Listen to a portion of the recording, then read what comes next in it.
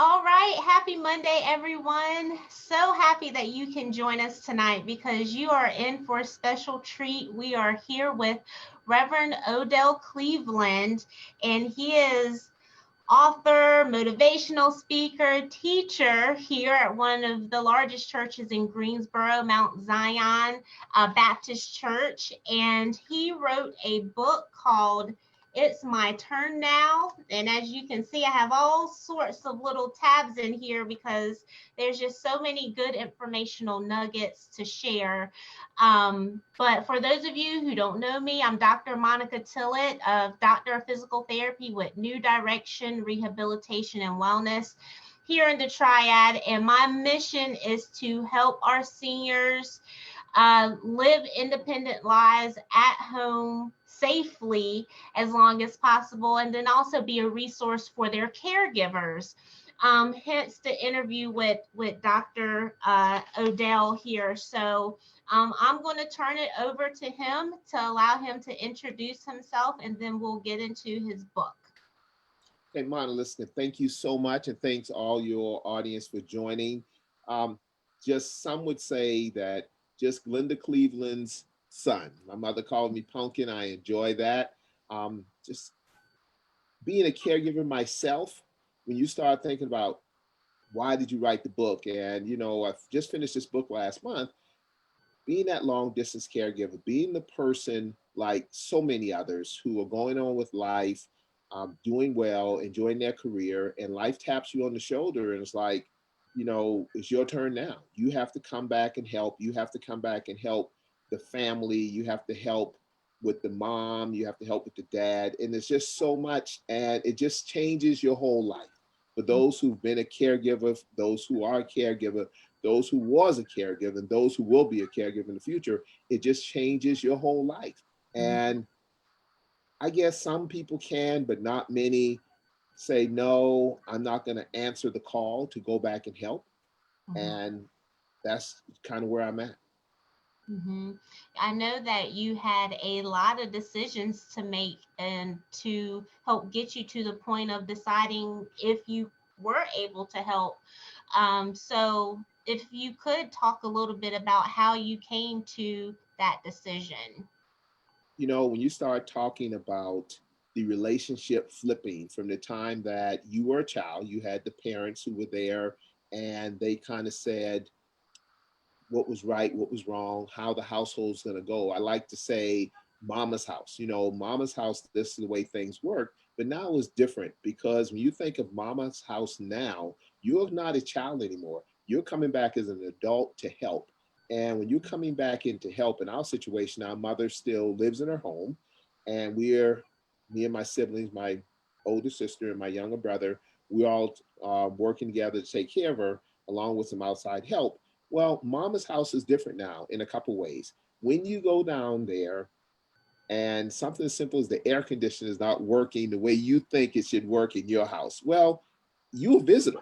In a nice way, you're a visitor. But also, mama has certain rules of how things go in her house because one of the things about caregiving is that whole struggle. I call it the epic struggle of independence, meaning that mama knows that her health is failing. Mama knows that she can't drive anymore. Mama knows that she can't do a lot of things she used to do, but she's fighting to keep as much independence as possible. And we definitely understand that. So when you come in and say, I'm here to help, well, you have to understand you're not the child anymore, but now you're coming in as the adult and she's the adult, but now you're taking care of her in some ways like she's the child. And that's the hard struggle that people don't understand, or some don't understand, not all, that when you come back to help, you have to understand the culture of the house. You have to understand that the way you left 20, 30 years ago is one thing to come and visit. Okay, I'm going to visit my mom a couple hours or something like that. But now when you go and stay a couple days, you realize that that 30, 40-year-old house may not have been maintained the way you thought it was because now you get to turn all the knobs.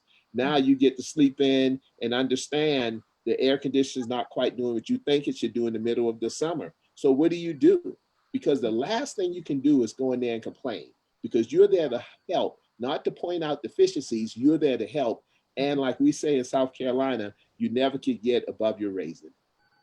That's right. And that was one of the things that really amazed me in reading your book is that, yes, you realize that the roles have reversed a little bit. You're the one trying to make the decisions that are best for your mom, you and your siblings, but you never veered away from the fact that this is her house. We still need to respect her. This is our mother. And even addressing, or posing different ideas and points that you feel could be beneficial, the way that you present them to her is in a different way to include her, to help her feel still respected as the mother. And I just thought that was really, really great. And I wanted to, just kind of branch into, like you said, you and your siblings are sharing this responsibility of caring for your mom. And you set out some excellent points on, working together and, coming together for a meeting and some rules for that meeting. And I wanted us to go over those if that was okay with you. Mm-hmm. Um, the I'm just going to read. There's 8 of them, and for those of you joining, if you are here live, comment live for us, and if you're catching the replay, comment replay, because I know that Reverend Odell would love to just say hello to you, and I would too at the end of this interview. But 8 steps to help make the process beneficial for meeting with siblings and other family members. The first one is deciding who should attend, who are the key players in the care for, your mother. 2, inviting your loved ones to a neutral location, picking a location that's going to be conducive to an open, communicative atmosphere. Setting an agenda so that way we don't go off on tangents, we stick to the point.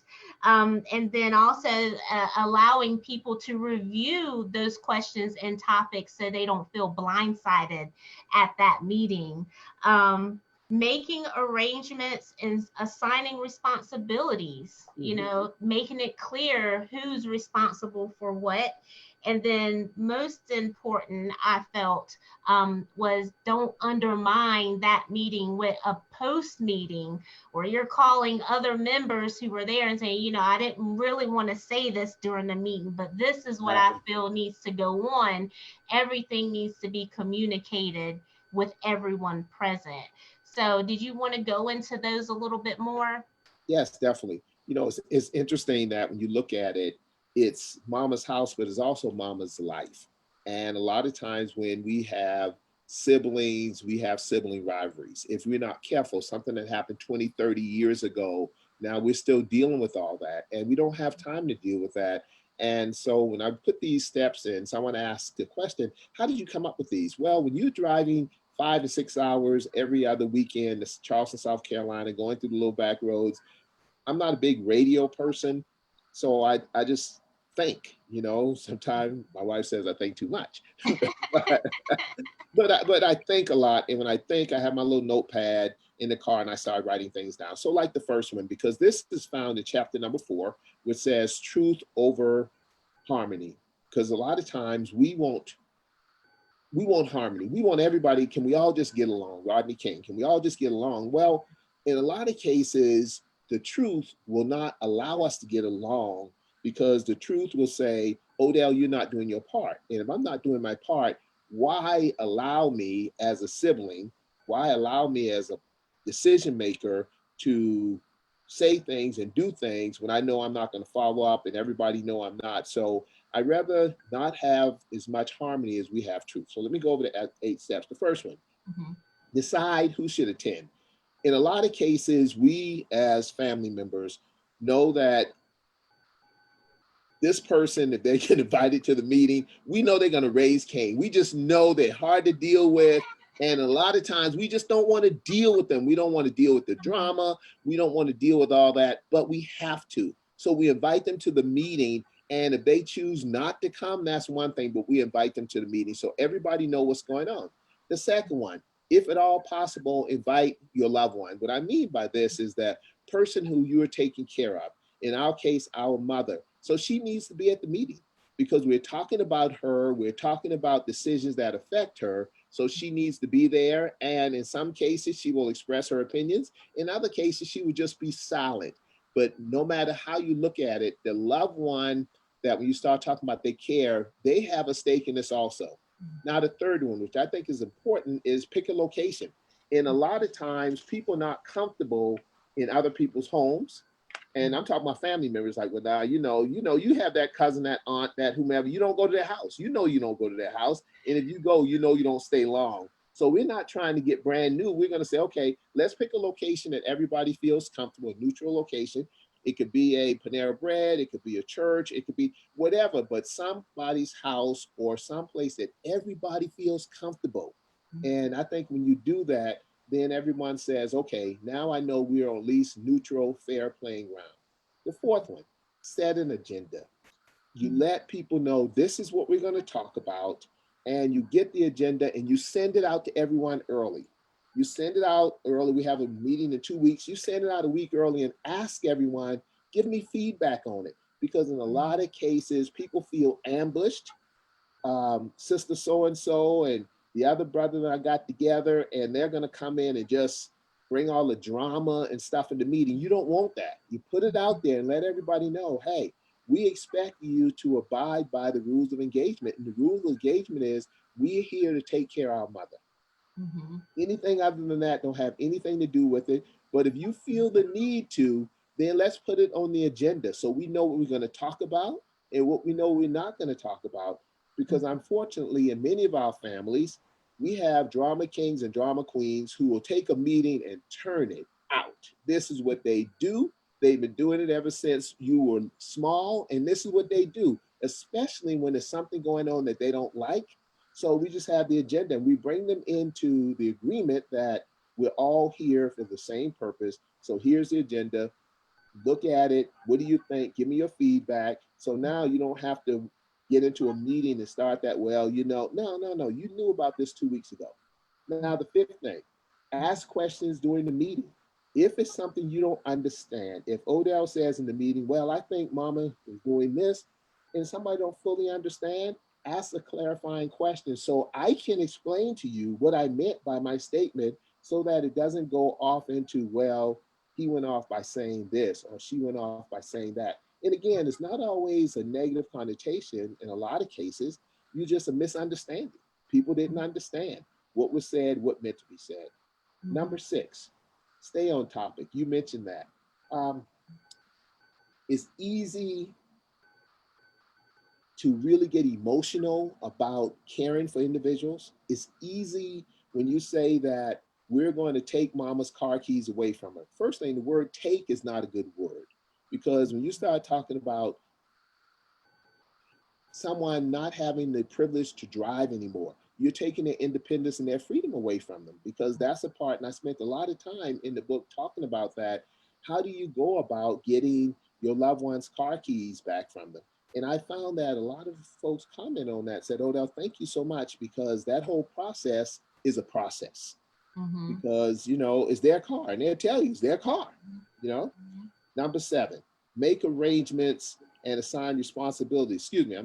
Make agreements and assign responsibilities. As the primary caregiver, my younger brother is the primary caregiver. What I mean by that, he's in the house, he stays there with my mother. He's made sacrifices personally and professionally to stay there to help.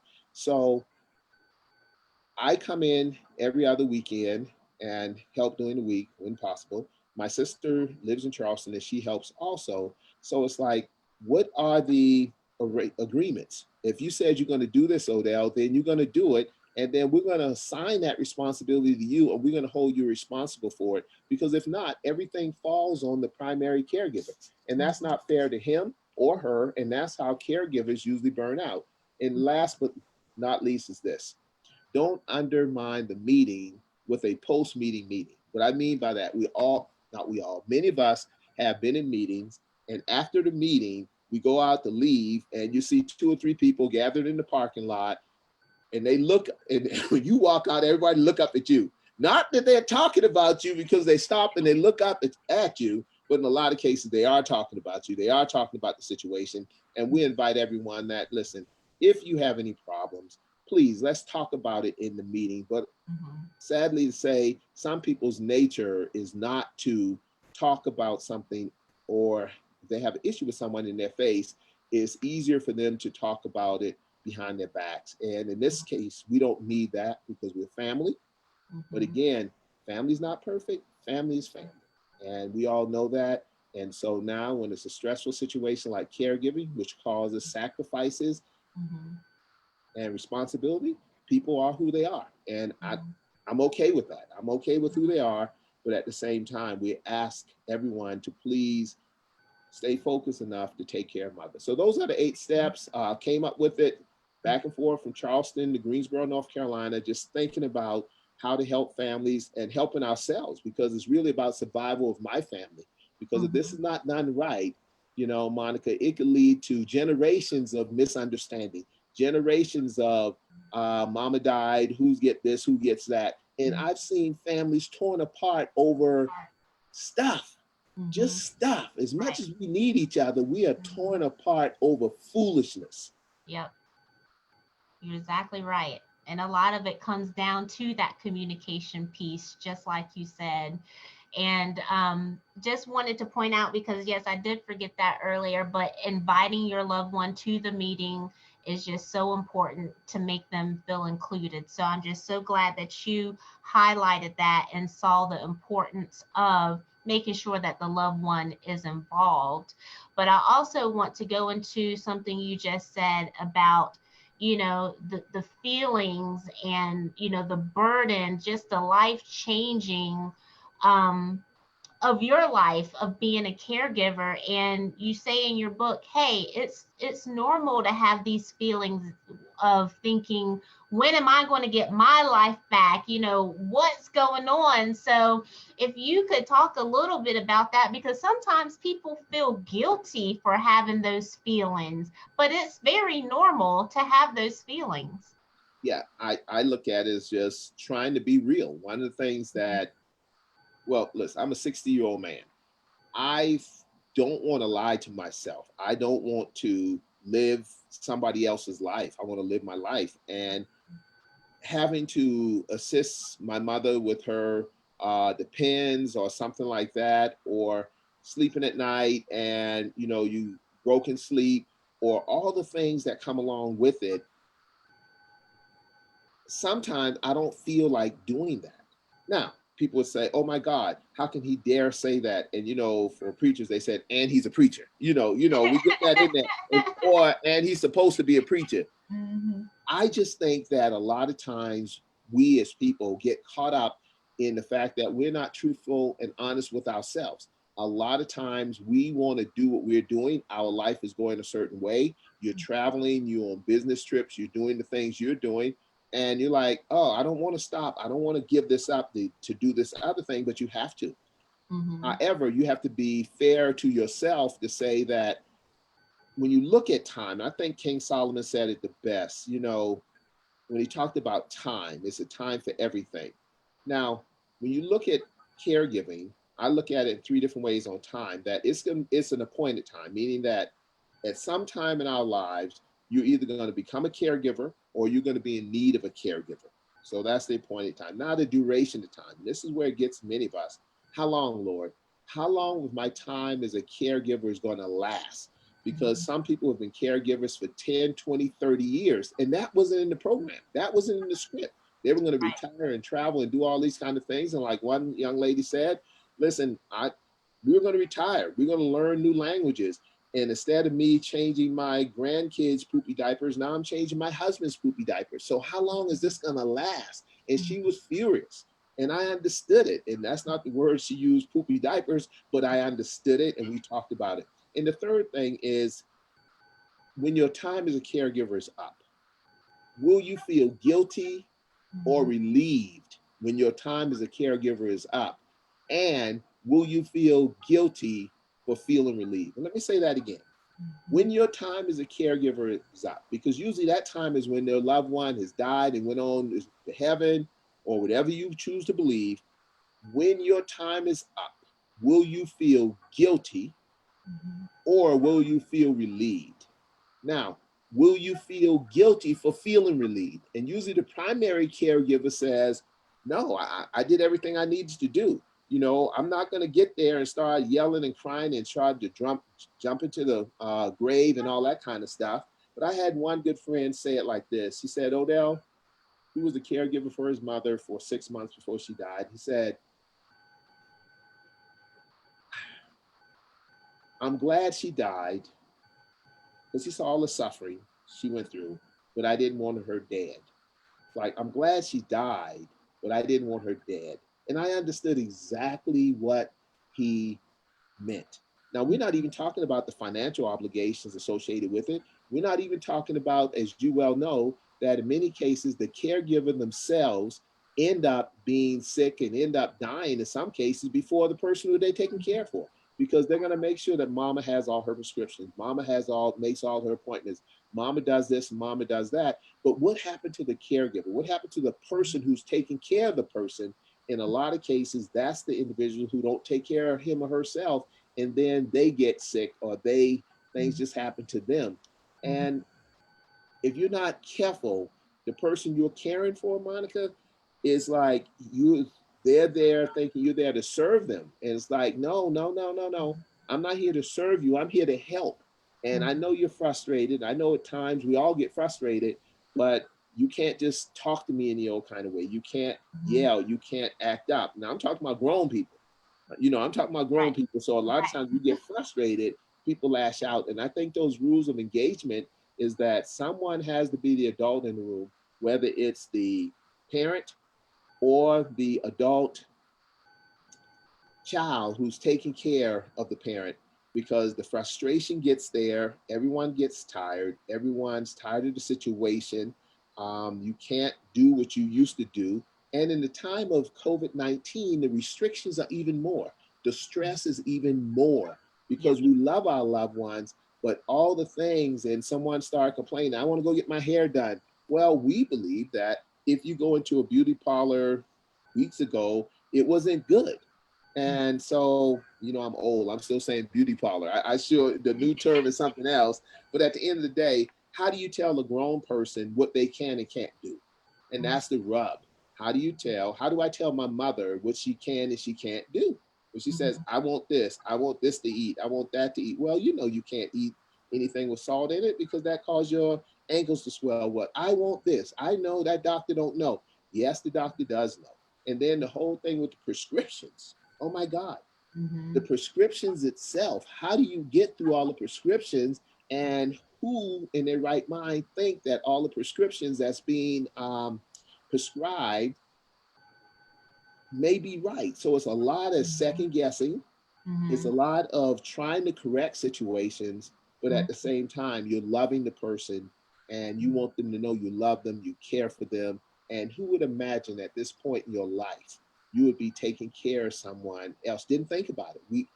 I can't talk about anyone else, maybe others does, but I wasn't thinking that at 60 years old, I'd be taking care of my mother. You're like, oh, no, what do you think you were going to do? I don't know. Right. And you never know until you are faced with that situation, because you had to decide at one point, okay, is mom going to stay at home or is she going to go into a facility? And there's so many factors that you have to think about in order to, come to the right conclusion. And just kind of wanted to know how you and your family, how hard was that for you to decide what way was the right way to go? That was one of the hardest decisions in my life because I was the one who mommy, and again, my mother's still living, of course, but power of attorney. So the power of attorney says that you are responsible for everything. And if you're not careful, when a person leaves you in charge, you don't have to be in charge. Meaning this, I have a sibling, I have a brother and a sister.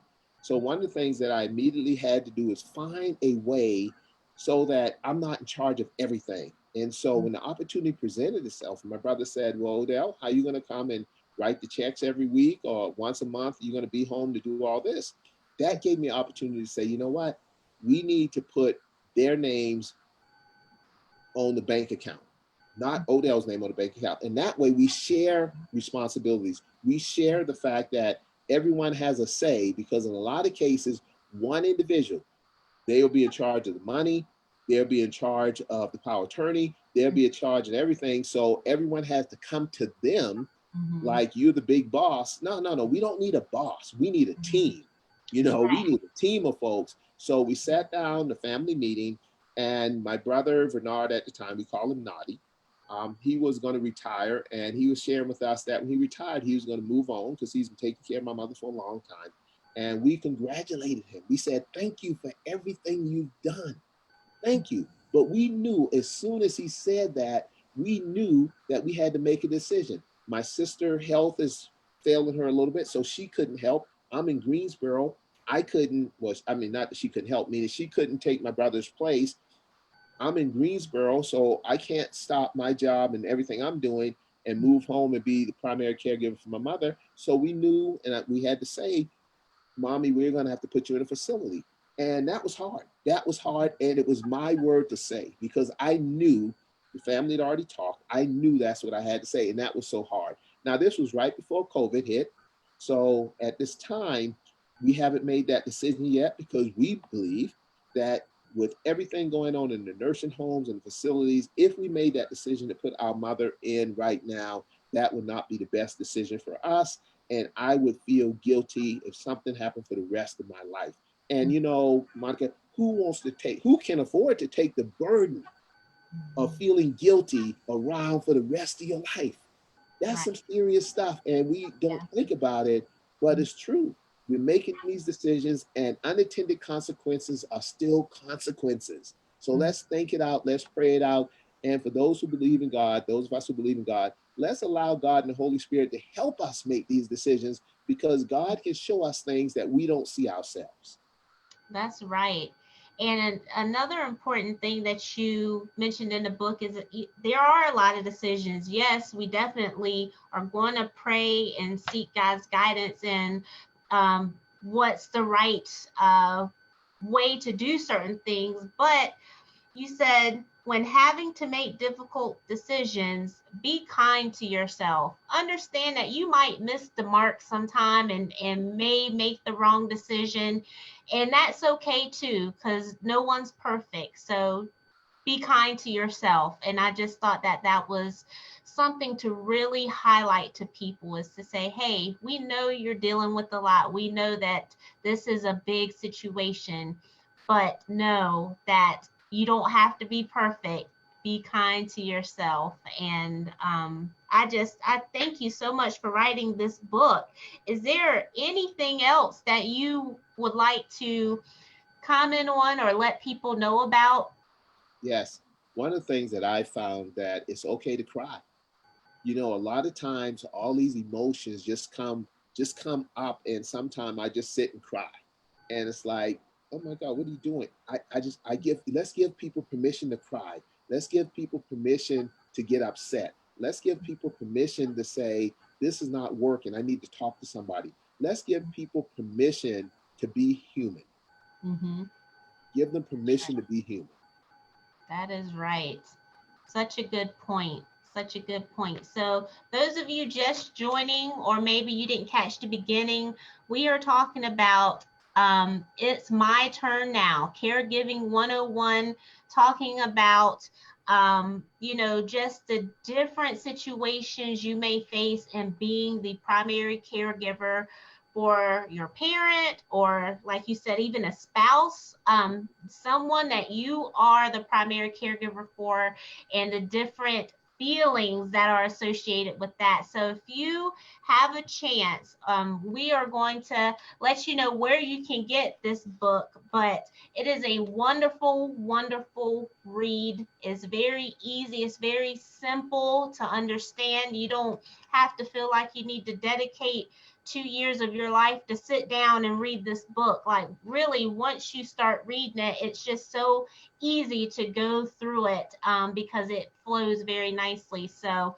you can get it on Amazon. It's My Turn Now by Dr. Reverend Odell Cleveland.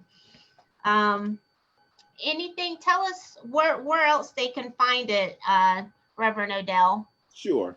If anyone want a signed autograph copy, just contact me at odell@odellcleveland.com. Again, Odell, Odell at odellcleveland.com. And I'll make arrangements with you where I will get a signed autograph copy for you and send it to you. We'll go from there. And it's been a blessing because when you're writing, when you're spending all these hours preparing, writing a book, you never know how it's going to come out. And it was therapeutic for me. A lot of it was, all the things we were dealing with. And me and my sister would go back and forth editing the book and talking about the book. And it was therapeutic for both of us. And she would say, no, let's put this or let's say it that way. So that was the bonding process also. And then my younger brother would look at it and it was just bonding. We are all in this together. And I think that's so important because at the end of the day, it's going to take all of us working together to get out on the other side. That is so true. And I know, Reverend Odell, you are here in Greensboro, but like you said, if anyone would like a copy of the book, they can reach out to you via that email, or you can comment below. And Reverend Odell was willing to give out 3 books, 3 signed copies to our viewers tonight. But I would like to give those copies to the viewers and just say, you took your time to write this book and it's so beneficial to so many people. And so if you would like a free copy of this book, please comment below and we're going to give 3 people a signed copy of the book from Reverend Odell. And I will make sure that, we assist with contributing to this cause, and it's a very needed cause. So thank you so much. Welcome. All right. Well, let me look and see if there are any questions.